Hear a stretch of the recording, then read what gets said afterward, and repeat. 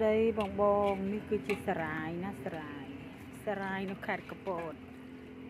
សារាយណាបងបងអើយសារាយស្រស់នេះគេហៅសារាយស្រស់ណាបងបងនេះសារាយក្រៀម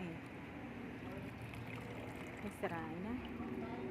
យើងលាងទឹកវាដើម្បីទឹកញោមនេះសារាយរបស់អ្នកកពតអត់ដែលចោលទេរឿងញោមរឿងអីនេះបងបងអើយរឿងញោមរឿងអីនេះអ្នកកពតអត់ចោលទេយកចោលទេរឿងសារាយញោមសារាយនៅខាងកពតគេញោមសារាយបងបងអត់ចោលទេនេះឥឡូវយើងលាងស្អាតហើយលាងស្អាតហើយយើងស្រង់វាទុកដើម្បី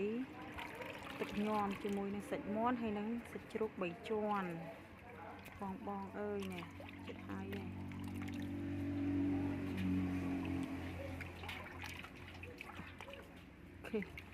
តែយើងយកប្រាប់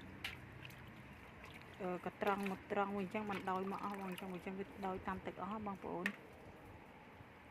នេះគឺជាសារាយដែលបេះហើយលាងហើយ